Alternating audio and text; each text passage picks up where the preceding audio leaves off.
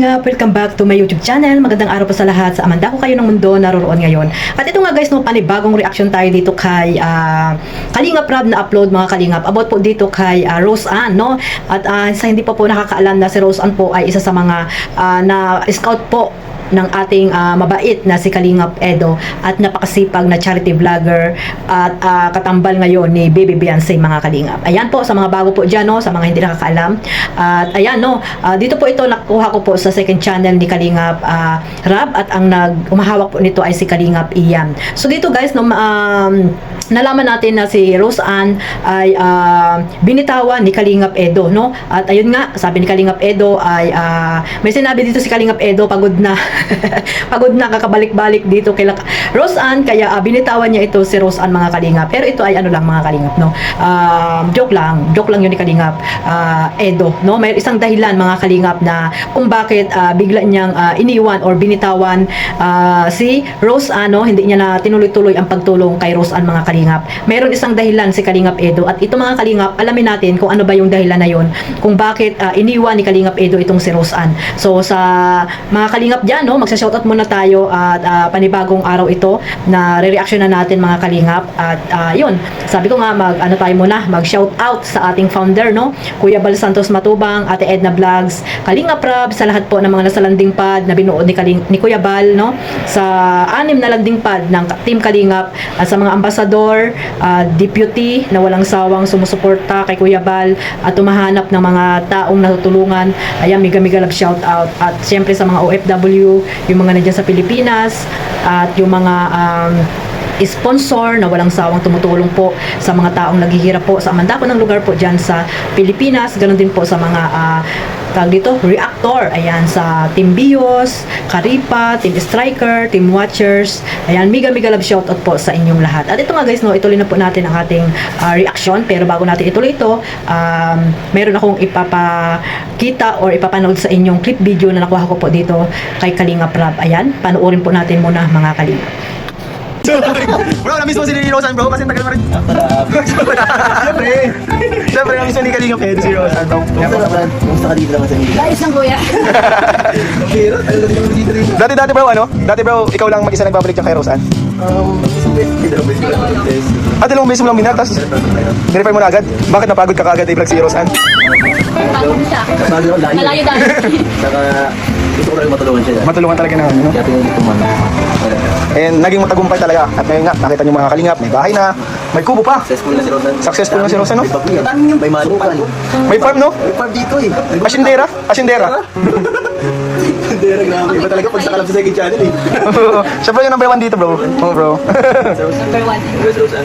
Si Rose Ann, congrats po kay Rose Ann. Ang ibig sabihin lang po niyan mga Kalingap, yung mga binibigay po natin na blessings kay Rose Ann, hindi po nasasayang dahil pinapalasin na po yung mga blessings na binibigay po natin sa kanya. So salamat din po kay Rose Ann sa gamit ng mga blessings ng tama po. Nay, long time no see po. Bless. Ayun na, ilang time mo si Nay. Grabe, na-miss ko po kayo. Nasari sa baboy. Kaya nakita ko po kayo, napakasipag niyo. Grabe. May malibang maano. Kundi ako. Grabe ng pagbabago po dito sa bahay niyo. Bigla nung bumili ng Bakit naman ano pinagbago? Dami ba po, dami niyo alaga dyan oh. Dami niyo lang may kubo pa kayo. Grabe. Ibang klase po. Nakakatuwa. Yan ang nilindanan. Tara na yan. Grabe Siguro po namin pag namimiss si Rose Ann, yun lamang pinag-atubag niyo. Yung mga alaga niyo dyan. Alaga si Manok. Baboy. Gusto nyo ano? Masawa kong asawahin niya lang. Kinuwasawain. Grabe Nay, narinig mo yun Nay, mga ganyan. Ano na nararamdaman nyo na ngayon na pinapaaral tapos ganyan Nay, masawa na daw. Magtigil na. Ay, magtigil ka na daw. Maagong ka manapalan. Umagong na punto na pag-ispila. Kasi sayang ang ano kong mga eskwela. Yan ang sinasabi ko sa iyo, Rose Ann. Yan ang sinasabi. Dito ka, Rose, sa may kay mama mo, para pag pigpalo ka, kinurot ka, malapit lang. Solid yung kurot. Ano yun, Nay? Masasabi mo doon, Nay? Kaya ang sabi ko sa kanya, magtigil na siya pag-aral. Kasi ako, ang alam ko sa kanya, nag-aaral siya mabuti. Yun ang alam mo, Nay. Lalaki naman na pinag-aaralan. Ah! Magtigil na kasi kawawa naman yung natutulong sa kanya. Yun lang.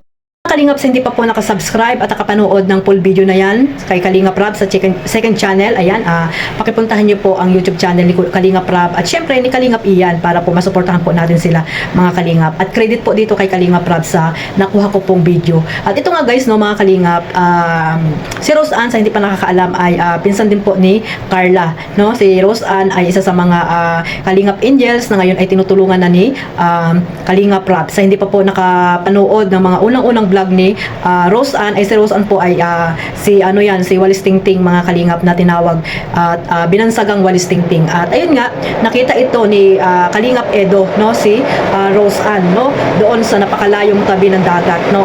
Talagang napakahirap din po ng kanilang kalagayan kasi nga ay maliit yung bahay nila at syempre si Rose Ann nagtitinda ng Walis Tingting at si nanay niya naman ay alam niyo naman na may sakit, no, at ang kalagayan ay isang PWD, si nanay tawag dito, Nanay Nora mga kalingap. At pero sa pagiging ano niya, ganyan ang kanyang kalagayan, ay si Nanay Nora ay naipalaki niya po ng maayos si Rose Ann. At ayun, nakita ni